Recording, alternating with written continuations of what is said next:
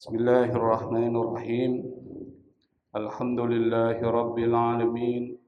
Allahumma salli wa sallim ala sayyidina Muhammadin al-Fatihi lima ughliq wal khatimi lima sabaq nasiril haqqi bil haqq wal hadi ila siratikal mustaqim wa ala alihi wa ashabihi haqqa qadrihi wa miqdarihi al-azim. Subhanaka la ilma lana إلا ما علمتنا إنك أنت العليم الحكيم ولا حول ولا قوة إلا بالله العلي العظيم. رب اشرح لي صدري ويسر لي أمري واحلل عقدة من لساني يفقهوا قولي أما بعد. Pada kesempatan pertemuan sebelumnya kita sudah membahas Al-Babul Awal, pembahasan pertama dari kitab Mukhtasar Ihya Ulumuddin tentang ilmu, dari pembahasan fadilah ilmu, fadilah ta'allum belajar ilmu, dan fadilah keutamaan dari ta'lim mengajarkan ilmu. Kita juga sudah membahas tentang adab seorang murid dan adab seorang guru menurut Imam Al-Ghazali. Dan kita juga sudah membahas dalam pembahasan pertama Al-Babul Awal, pembahasan tentang perbedaan antara ulama su dan ulamaul akhirah. Maka pembahasan tentang ilmu dianggap sudah selesai. Kita masuk pada pembahasan kedua dari kitab Mukhtasar Ihya Ulumuddin, yaitu tentang fil i'tiqad. Qala al-musannif rahimahullahu ta'ala, Al-Babu Tsani. Al-Bab itu pembahasan. Kata bab itu dalam bahasa Arab artinya bisa banyak. Artinya bisa pintu, bab. Tapi ketika diletakkan dalam kitab ini maksudnya bukan pintu, tetapi adalah al-bahsu, pembahasan. Al-Tsani dari kata isnain, isnain. Kemudian menjadi al-tsani, al-babul tsani. Kalau di dalam ilmu nahwu shorof ini namanya al-bab ini posisinya sebagai man'ut, disifati. Sementara al-tsani jadi na'at, sifat. Jadi jumlahnya jumlah mausufiyah, jumlah an-na'atiyah. Tetapi kalau dalam bahasa nahwu juga ini bisa mubtada bi khabarin mahdzuf. Mubtada tapi khabarnya hilang. Atau dia khabar bi mubtada'in mahdzuf. Maksudnya apa? Hadza al-babu tsani, gitu maksudnya. Tapi kita enggak usah terlalu terlibat dalam pembahasan nahwu. Bagi yang mau belajar ya dipersilakan untuk memperdalam. Al-babu tsani, pembahasan yang kedua, fil i'tiqad. Fi ini adalah harfu jar. Maknanya bisa banyak, bisa tapi di sini maksudnya tentang. Fil i'tiqad, tentang i'tiqad. Kata i'tiqad itu diambil dari kata i'taqada. Ya'taqidu i'tiqad. Kemudian diambil oleh bahasa ini jadi i'tikad. I'tikad baik. Padahal maksudnya beda. I'tiqad itu keyakinan. Dari kata ini nanti akan muncul kata akidah dari i'tiqad. Wa fihi, dalam pembahasan tentang i'tiqad ini Imam Al-Ghazali menjelaskan fusulun, ada banyak pasal. Maksudnya apa? Bukan pasal di dalam undang-undang, tetapi yang dimaksud sub bahasan. Ada bahasan, ada sub bahasan. Faslun fi tarjamati aqidati ahli sunnati. Faslun, pembahasan. Faslun. Jadi ada babun, ada faslun. Kalau faslun itu sub bahasan. Kalau babun pembahasan besarnya itu. Faslun itu artinya sub bahasan. Fi, tentang. Tarjamati, kata tarjama itu artinya banyak dalam bahasa Arab. Arti yang pertama bisa biografi, tarjamah. Misalnya tarjamah Al-Imam Al-Ghazali itu maksudnya biografi. Bisa artinya translasi, penerjemahan. Tapi yang dimaksud di sini bukan kedua arti tadi, tapi artinya adalah pembahasan singkat atau pendahuluan singkat atau kalimat pengantar yang singkat. Itu arti dari tarjamah. Maka kalau kita artikan pembahasan tentang pembahasan singkat atau kata pengantar singkat tentang akidah, keyakinan ahli sunnah, yaitu yang menganut sunnah, kemudian jadi ahli sunnah wal jamaah. Dan inilah paham Imam Al-Ghazali. Nanti kita jelaskan. Kata akidah itu dalam bahasa Arab itu diambil dari kata aqadah, mengikat. Maka nanti akan muncul kata aqdun, akad. Itu mengikat. Jadi orang kalau sudah ngucapin akad, maka dia terikat dengan akad itu. Orang kalau di akad pernikahan, dia mengatakan saya terima nikahnya. Itu udah akad itu, ada ijab qabul. Maka pada saat yang sama Anda buat perjanjian. Dengan siapa? Dengan Allah. Dan perjanjian dengan orang yang akan dinikahi. Maka jangan melakukan sesuatu yang bisa mencelakai orang yang diakadkan. Maka dalam pernikahan itu kalau ada konflik, wa'ashiruhunna bil ma'ruf. Pegaulilah istri-istri Anda dengan cara yang ma'ruf. Ma'ruf itu artinya kebaikan tapi dasarnya itu lokal. Itu ma'ruf. Misalnya kebudayaannya seperti apa? Kalau di Saudi Arabia itu perempuan dihargainya luar biasa. Bahkan menyusui, kadang-kadang bukan perempuan, tapi orang disuruh menyusui. Di Indonesia lain lagi, itu namanya ma'ruf. Sesuai dengan adat kebiasaan setempat. Maka dari kata itu muncul al-uruf. Tapi kata khair itu universal. Semuanya pasti akan mengaku itu baik. Itu namanya khair. Maka ada perbedaan antara kata khair dan ma'ruf. Nah, dari kata akidah ini karena artinya mengikat, maka dia ada kepastian. Ada kesungguhan. Dari kata itu diambil kata akidah. Kenapa? Di dalam keyakinan itu ada kesungguhan dan kepastian. Enggak boleh akidah itu enggak pasti. Enggak boleh akidah itu enggak mengandung kesungguhan. Maka menggunakan akidah. Akidah siapa? Ahli sunnah wal jamaah. Siapa ahli sunnah? Di sini yang dimaksud ahli sunnah adalah golongan yang mengikuti Nabi dan khulafa rasyidin. Nabi dan khulafa rasyidin. Kenapa? Nabi pernah mengatakan, hendaklah kalian berpegang kepada tradisi khalifah yang 4 itu. Jangan menyimpang dari tradisi tersebut. Maka kemudian dengan mengambil hadis tersebut lalu kemudian menjadi akidah, menjadi pedoman. Yang kedua, berpegang pada manhaj ulama salaf. Jadi bukan salaf ini, tapi ulama salaf. Apa kata salaf? Salaf itu artinya ulama-ulama terdahulu yang mendapatkan petunjuk dari Allah. Siapa? Para sahabat, tabi'in dan tabi'ut tabi'in. Itu ahlu sunnah. Yang ketiga, menjaga persatuan umat dan berdasarkan Quran, sunnah dan ijtihad para sahabat Nabi. Itulah ahlu sunnah wal jamaah. Yang kemudian ahlu sunnah wal jamaah itu dirinci prinsip-prinsipnya oleh para ulama kalam. Siapa? Di antaranya adalah Asy'ariyah. Nanti akan muncul madhab Asy'ari. Di antara ulama itu muncul Maturidiyah. Nanti akan muncul nama Imam Abu Mansur Al-Maturidi.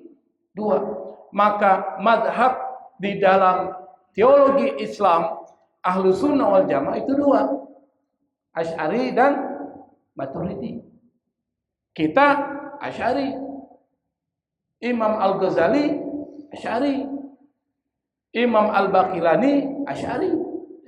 Tapi kalau Imam Syafi'i lebih awal daripada keduanya. Tapi semua ulama mazhab Syafi'i i'tiqadnya itu adalah Asy'ari. Jadi perlu dipahami, kita ini mazhabnya Asy'ari. Siapa Asy'ari itu? Asy'ari itu adalah mazhab yang dinisbatkan pada Imam Abdul Hasan Al-Asy'ari. Jadi kalau disebut Ahlus Sunnah wal Jamaah, Asy'ari Maturidi, itu maksudnya. Siapa? NU itu Asy'ari atau Maturidi.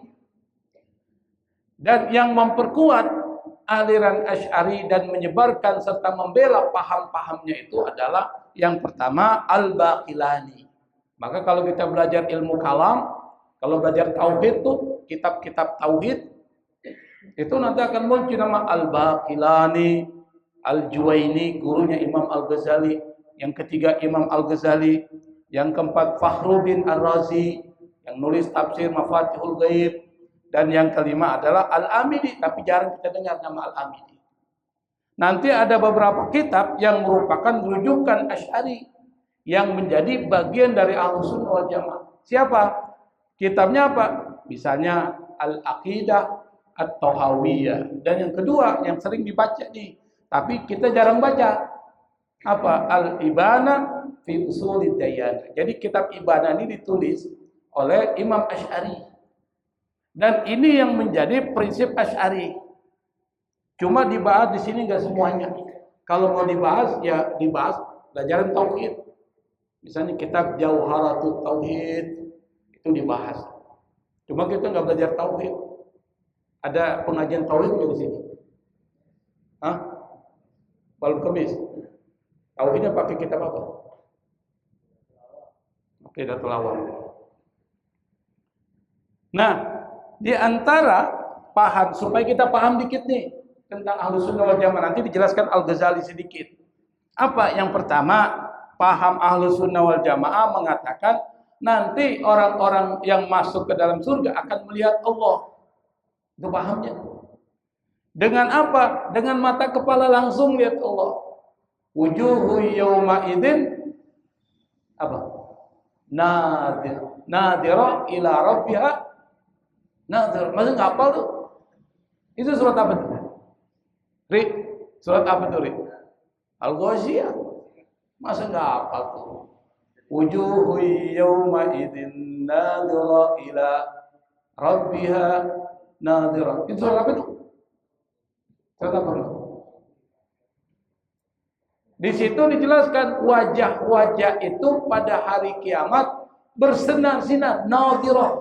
Maka kalau ada orang namanya nadhirah, itu bercahaya bersih, bukan nadirah. Kalau nadirah itu jarang. Jadi yang sampai salah itu ngasih nama nadirah. Terus ila rabbiha nadirah, kepada Tuhannya dia melihat langsung tuh, dengan mata kepala langsung. Itu kirin Ahlus Sunnah wal Jamaah. Yang kedua, Ahlus Sunnah wal Jamaah mengatakan Al-Quran itu kalamullah yang bersifat qadim dan bukan ciptaan, bukan makhluk. Tuh. Nanti berbeda dengan Mu'tazilah. Ini sekilas saja, tapi ente nggak usah terlalu pikirin, karena ini pelajaran kalam. Kenapa Al-Quran itu bukan makhluk?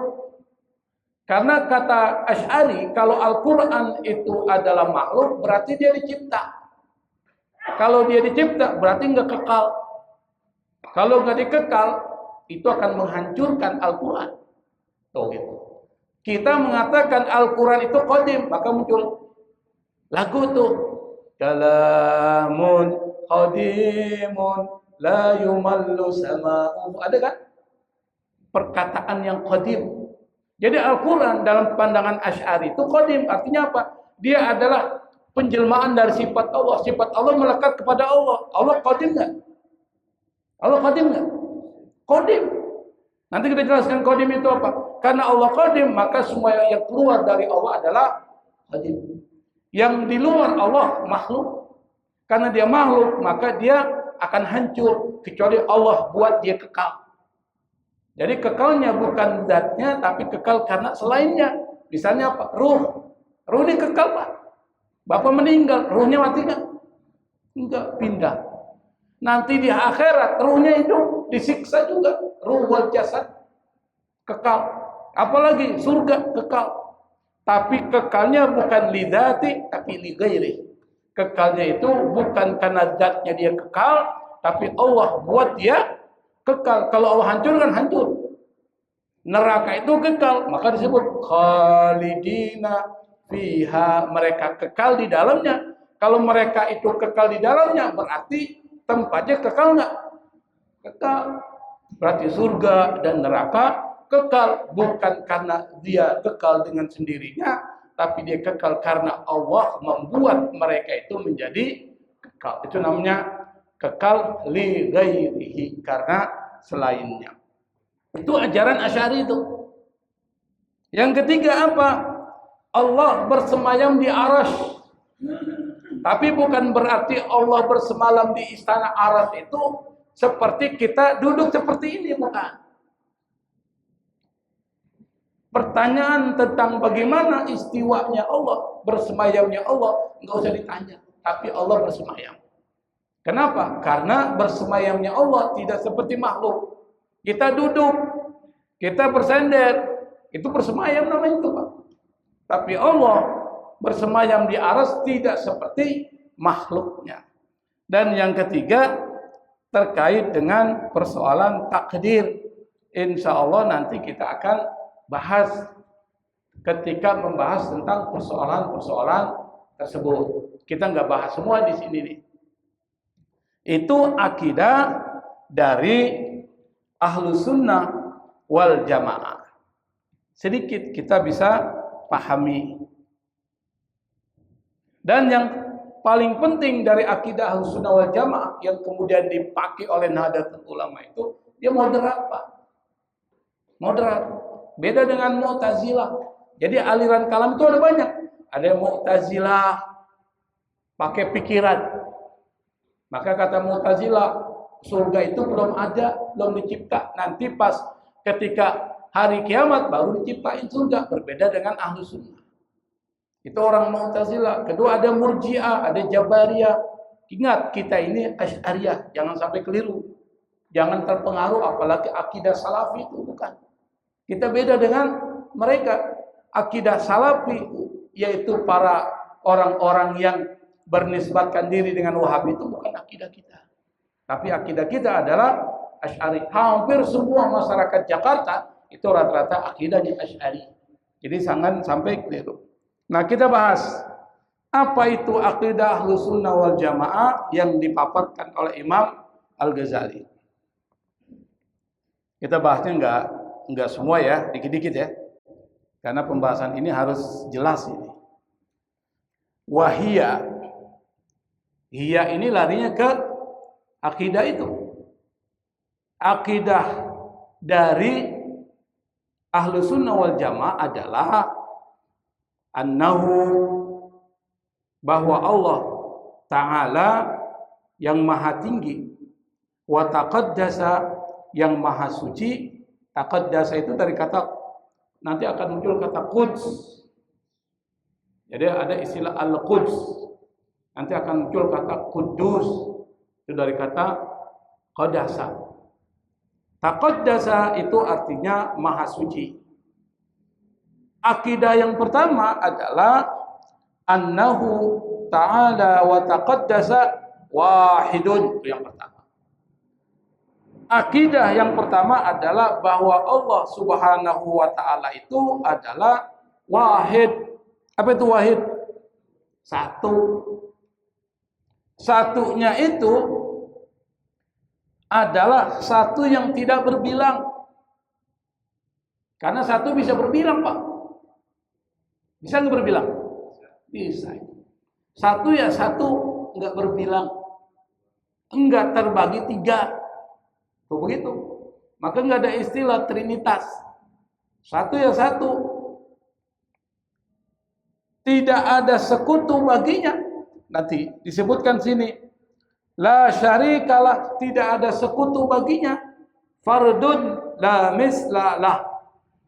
Fardun itu artinya wahid. Fardun satu, tunggal. La misla lahu, tidak ada yang menyerupai dengan dia. Itu keyakinan kita. Somadun, somad itu artinya bergantung, satu-satunya tempat bergantung. La didda lahu, tidak ada tandingannya, tidak ada lawannya. Did itu lawan, tandingan. Nah, sekarang kita bahas. Dari perkataan Imam Al-Ghazali ini, maka bisa disimpulkan bahwa keyakinan pertama akidah dari Ahlus Sunnah wal Jamaah itu, Allah itu satu esa, tidak berbilang, tidak berbentuk, dan tidak bergambar. Karena itu maka keyakinan ini membantah apa? Membantah keyakinan komunitas agama yang lain sebelumnya, karena Islam datang belakangan. Apa yang dibantah? Yang dibantah itu yang pertama, yang mengatakan Tuhan itu terbagi tiga. Dibantah. Nanti bantahannya dengan surat yang paling kita hafal. Surat apa itu? Al-Ikhlas. Dibantah dengan surat Al-Ikhlas. Yang pertama dibantah itu konsep Trinitas Kristen. Saya nggak mengatakan ini pengikut Nabi Isa, bukan. Tapi orang-orang Kristen yang menisbatkan kepada ajaran Nabi Isa. Tapi dia sudah menyimpang dari ajaran Nabi Isa. Kenapa? Karena ajaran Kristen yang sekarang ini dalam studi agama-agama, bukan menghina mereka, itu pengikut Paulus. Bukan pengikut Nabi Isa. Paulus itu banyak mengubah ajaran-ajaran Nabi Isa. Apa yang diubah? Yang diubah salah satunya adalah Isa dianggap anak Tuhan. Itu oleh Paulus. Dan itu yang dipegang seluruh dunia. Apa itu Trinitas? Tuhan terdiri dari tiga oknum. Mereka mengatakan Tuhan itu Esa, tapi dibagi tiga. Pusing nggak, Pak? Pusing kita. Sampai sekarang mereka berdebat terus tuh tentang persoalan ketuhanan mereka. Tuhan Bapa, Tuhan Anak, Roh Kudus. Kalau doanya itu tak gitu kan? Karena ada tiga tuh. Coba Anda lihat doanya. Saya bukan ngikutin dia, ngikut ibadah, bukan. Memberi contoh. Nanti disebarin oleh Pak Bejo. Kalau sendiri ibadahnya begini, repot saya. Dianggap saya murtad nanti. Itu menandakan tiga. Dibantah dalam Al-Quran. Laqad kafaral ladzina qalu innallaha tsalitsu tsalatsa. Laqad pakai lam dan qad lagi. Dalam ilmu nahwu, ilmu bahasa Arab, lam dan qad ini huruf taukid. Kalau kemasukan di dalam sebuah kalimat, maka serius. Laqad, bukan la nafiyah, artinya tidak, bukan. Laqad, sungguh benar-benar kalau diartikan. Kafara, kafir. Siapa orang yang mengatakan Tuhan itu terdiri dari tiga oknum, tiga person? Apa? Tuhan Bapa, Tuhan Anak, Roh Kudus. Bagi keyakinan Islam, akidah Islam, kafir itu dia. Kita nggak usah ragu bilang kafir. Kenapa? Karena mereka juga bilang kita kafir. Kafir itu artinya Anda keluar dari konsep kita. Kafir. Tapi bukan berarti ketika mereka kafir kita boleh membunuh, nggak boleh. Tetap perlakukan mereka dengan adil. Seperti kita perlakukan orang-orang kita dengan adil, tetap sama. Tapi doa keyakinan kita mengatakan dia kafir. Kenapa? Karena Allah yang bilang laqad kafaral ladzina qalu innallaha tsalitsu tsalatsa. Sungguh orang-orang yang mengatakan bahwa Tuhan itu terdiri tiga, dia telah kafir. Maka dikritik oleh Allah dalam Al-Quran. Apa konsep Islam tentang Tuhan yang Esa itu? Turun tuh surat Al-Ikhlas, surat yang pendek, yang hampir semua bisa menghafalnya. Kenapa? Karena soal tauhid harus surat yang pendek, Pak. Nggak boleh yang panjang. Kalau panjang banyak interpretasi, banyak penafsiran. Pendek. Qul huwallahu ahad. Katakan ya Muhammad kepada mereka itu, Apa? Allah itu esa, tidak berbilang, tidak terbagi-bagi. Apalagi Allahus Samad, Allah tempat bergantung. Kalau Allah tempat bergantung, Anda nggak usah bergantung sama makhluk. Jangan berharap sama makhluk, Anda akan kecewa. Bergantung sama Allah, itu maksudnya. Maka Anda kalau di tempat kerja nggak usah takut dipecat, nggak usah takut rezekinya nggak ada. Kalau ada mengatakan orang salah, bilang itu salah. Kalau Anda diajak korupsi, say no to corruption. Katakan tidak kepada korupsi. Dipecat, nggak apa-apa. Memang rezeki itu di situ doang. Tuh, orang imannya kuat. Kenapa? Allahus Samad. Allah tempat bergantung. Cuma kepada Allah kita bergantung. Lam yalid wa lam yulad. Tidak beranak, tidak diperanakan, melawan konsep trinitas. Bukan punya anak dan tidak dia diperanakan. Kenapa? Ini membantah konsep yang mengatakan Isa anak Tuhan. Tuhan nggak begitu. Kalau Tuhan itu diperanakan, repot Pak. Nanti bisa ribut dengan bapaknya soal warisan. Ya kan? Kan repot kan? Kalau Tuhan itu banyak, repot. Yang kedua, membantah konsep banyak dewa itu dalam agama-agama sebelumnya. Apa?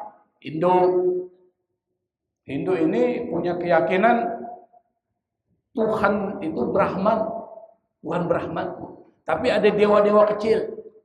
Ada dewa-dewa. Dewa apa tuh? Ada dewa Wisnu, Siwa. Ada dewa yang terkait dengan padi itu. Dewa betul. Dewa Sri. Apalagi? Hah? Anoman bukan dewa semuanya itu.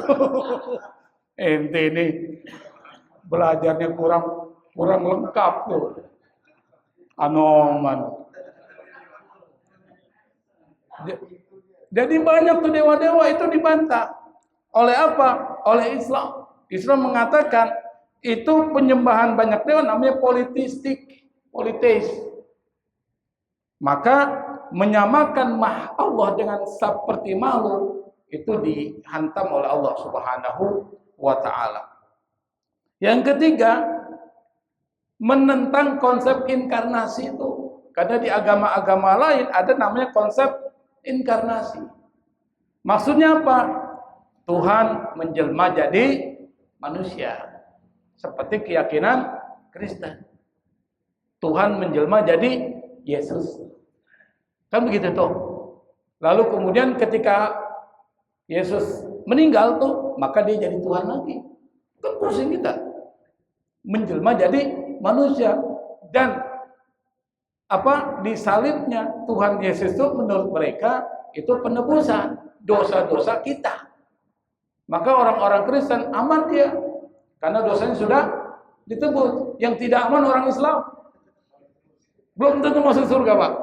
Mereka udah yakin masuk surga, itu dihantam oleh Allah Subhanahu wa taala dengan akidah kita. Nah, gimana caranya kita menerapkan bahwa Allah itu esa dalam kehidupan kita? Pertama, diajarkan para ulama, sikap kita adalah kalau ente ibadah, murnikan khusus untuk Allah. Bukan untuk yang lain. Satu itu. Makanya semua doa penyerahan diri dan pengharapan hanya kepada Allah, bukan kepada siapa aja. Anda nggak usah khawatir dengan orang lain.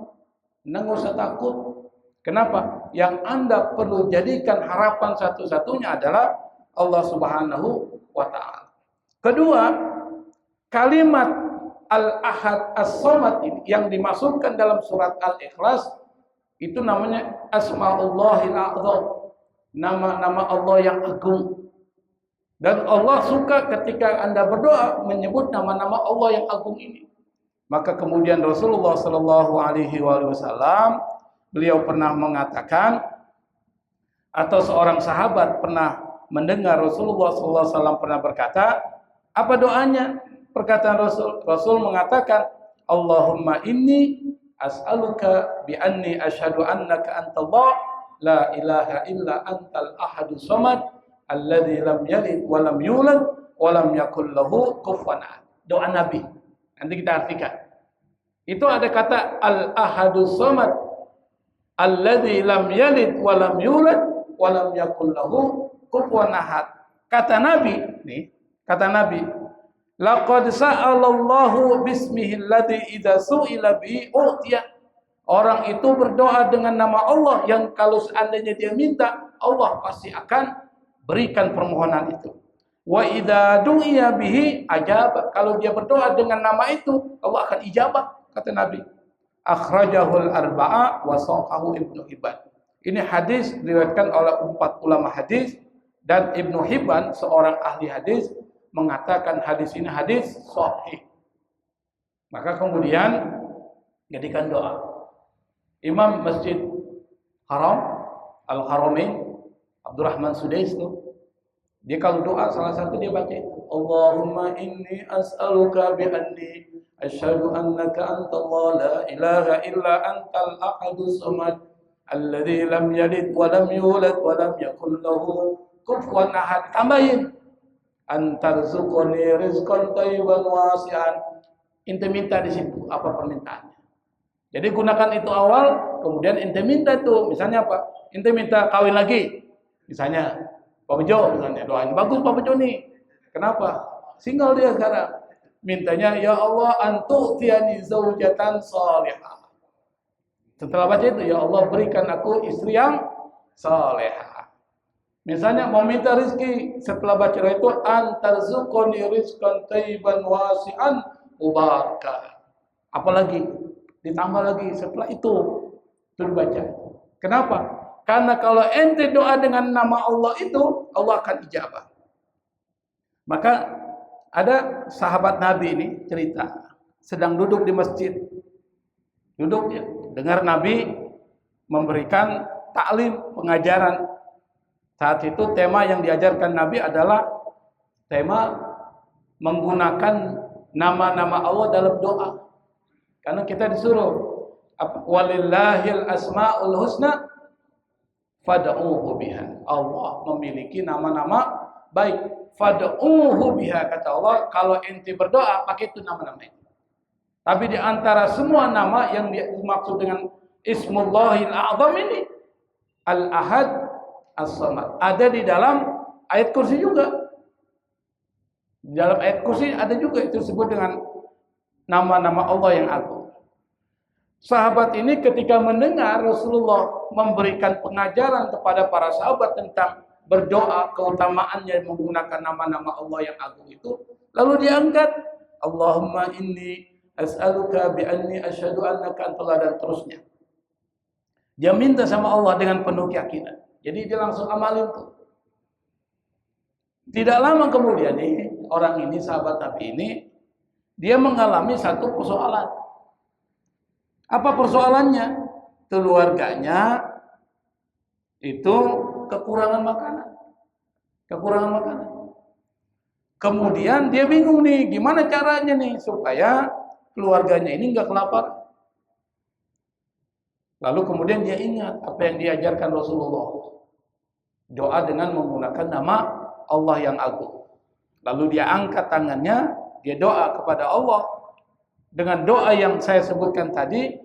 Tidak lama kemudian Allah memberikan jalan keluar. Yang dia nggak pikirin tuh jalan keluar, tiba-tiba ada orang beri bantuan makanan, Pak. Datang ke keluarganya ngasih. Kata sahabat Nabi itu, saya nggak pernah minta sama dia, tapi Allah gerakkan hati orang itu untuk membantu dia. Saya punya paman ya, tapi dari istri. Dia cucu dari Habib Idrus bin Salim Al-Jufri, cucunya. Orangnya soleh. Punya pesantren di Sulawesi Tengah, banyak pesantrennya. Nah, salah satu pesantren yang ada di Palu itu memang pada saat itu para ustadz bilang, ya Habib, ini kita kekurangan makanan, beras. Gak usah khawatir, dan dikit lagi juga datang. Ternyata tidak lama setelah itu datang satu truk, Pak, bawa beras berkarung-karung. Bayangkan itu. Kenapa? Karena orang itu enggak bersandar sama makhluk, Pak. Dia bersandar sama siapa?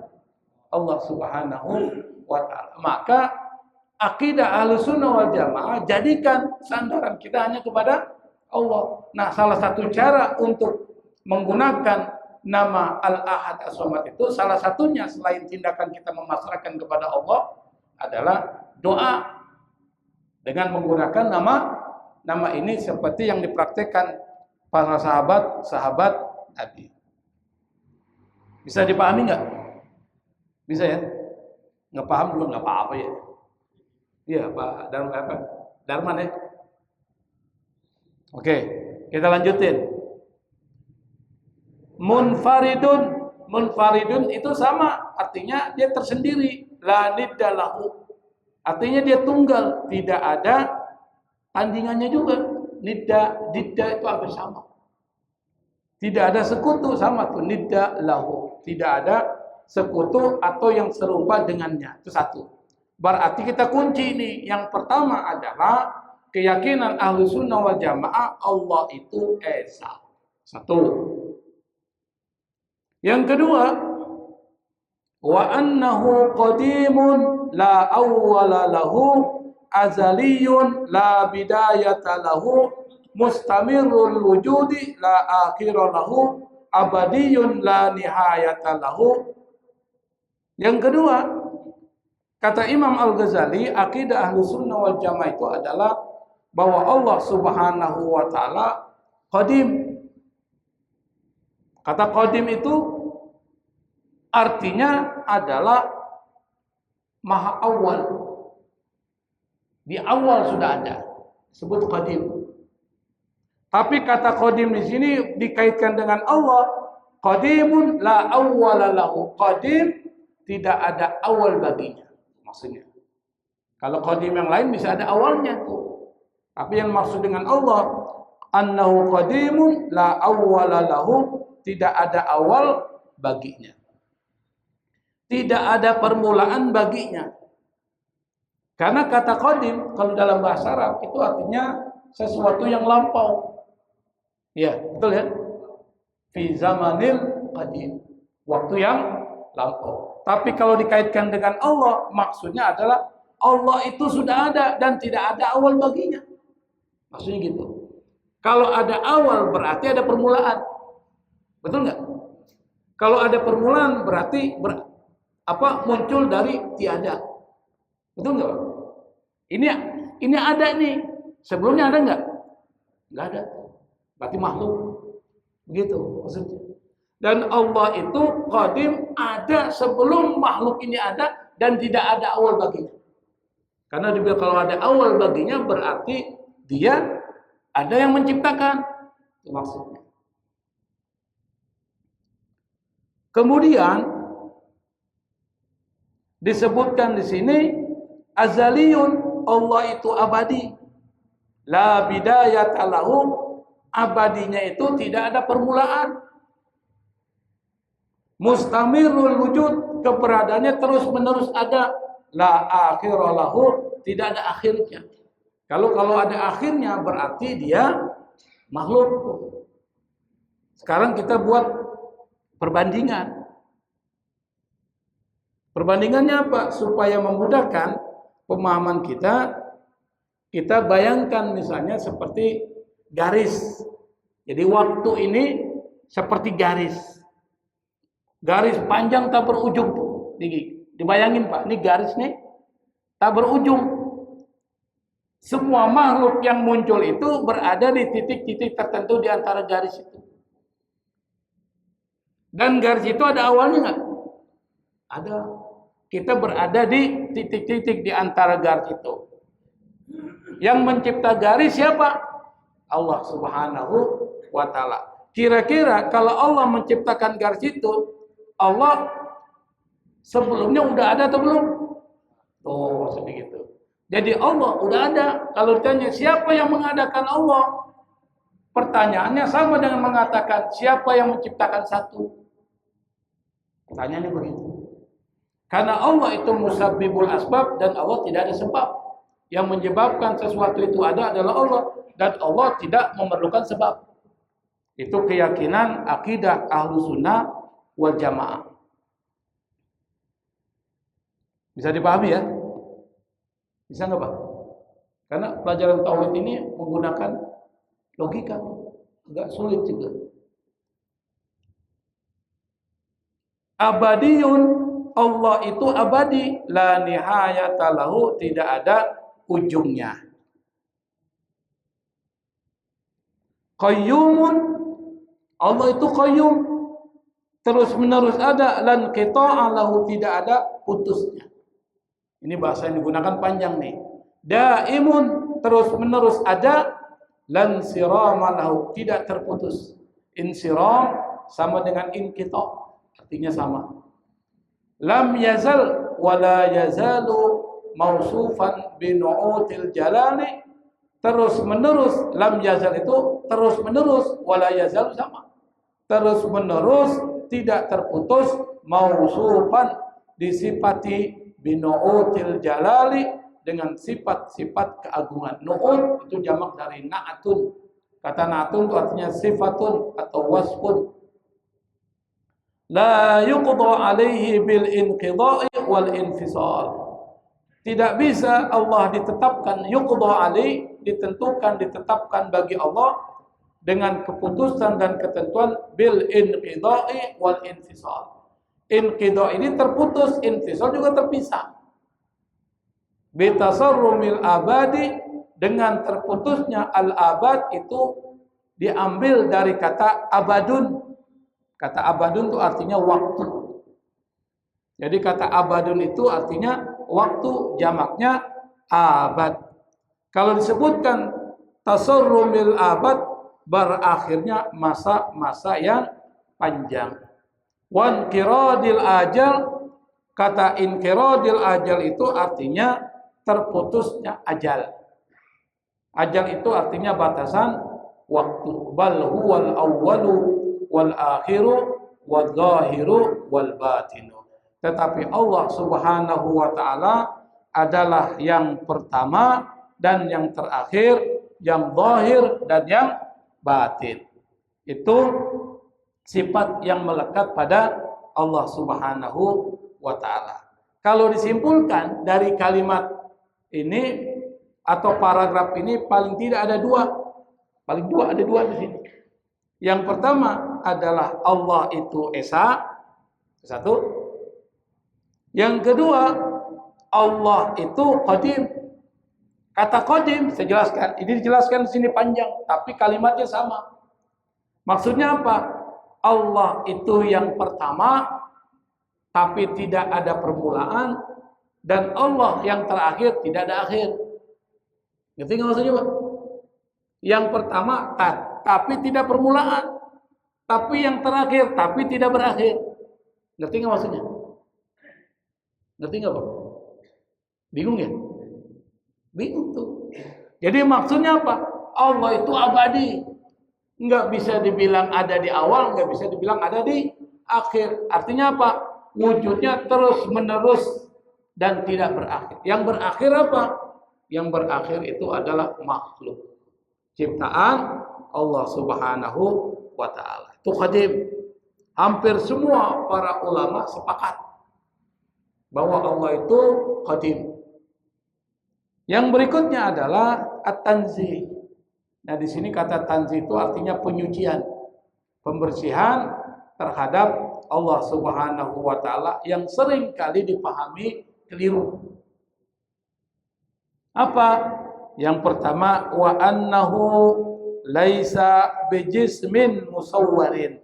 Yang pertama, bahwa Allah Subhanahu wa taala bukan tubuh yang berbentuk. Satu. Artinya apa? Allah tidak memiliki bentuk fisik seperti makhluk.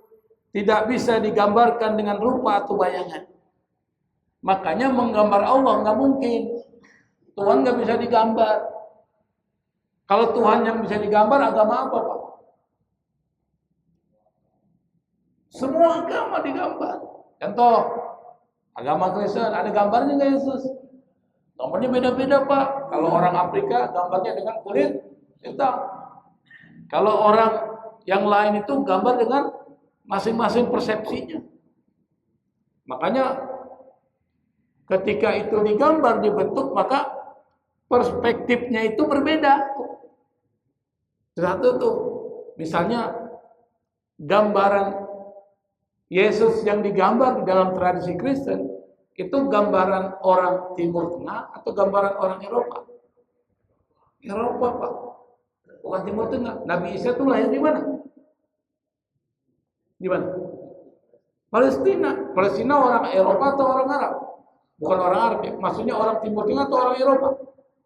Beda.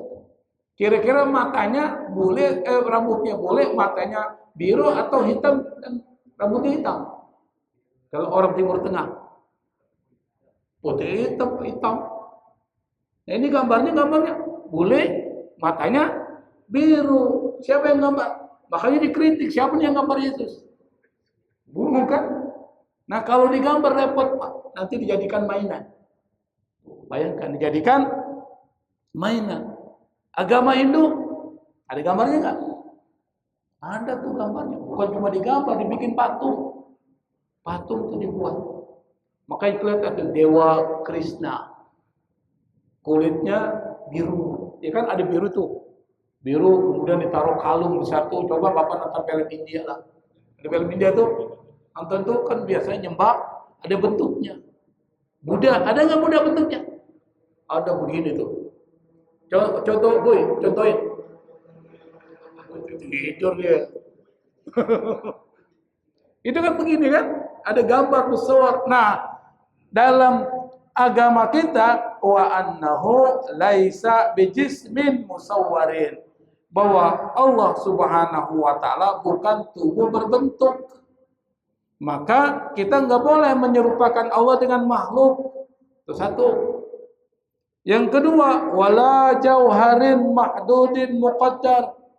Bukan juga jauhar zat mahdud yang terbatas, muqaddar yang terukur, bukan. Kalau Allah itu adalah zat terbatas dan terukur, dia sama dengan makhluk. Bangunan ini terbatas dan terukur. Dicipta nggak di masjid? Dicipta. Maka kalau Allah digambarkan seperti sesuatu materi yang terbatas dan terukur, maka kalau dia yang ngomong orang Islam, dia bisa murtad. Kenapa? Karena itu mustahil bagi Allah. Saya berikan satu contoh. Ini udah 19.30, Isya jam berapa sih? Setengah 8 ya? Satu ya contoh ya, supaya kita paham. Jadi semua benda yang kita kenal nih, apakah itu manusia, planet, matahari, bumi, ada bentuknya nggak, Pak? Ada bentuknya nggak? Ada. Kalau dia ada bentuknya, bisa diukur nggak? Manusia ada bentuknya nggak? Bisa diukur nggak? Bisa. Kalau dia bisa diukur, maka dia bisa dibuat. Oh, maksudnya. Kalau dia bisa dibuat, namanya makhluk. Maka segala sesuatu yang bisa diukur dan dibentuk, itu adalah makhluk. Maka Allah disifati dengan sifat dijelaskan oleh Imam Al-Ghazali, annahu laisa bijismin musawwarin wala jauharin mahdudin muqaddar. Dia juga bukan merupakan materi yang terbatas dan terukur, wa annahu la yumasilul ajsam, dan dia tidak menyerupai bentuk-bentuk tubuh, la fit taqdir, baik dalam ukurannya, wala fi qabulil inkisam, dan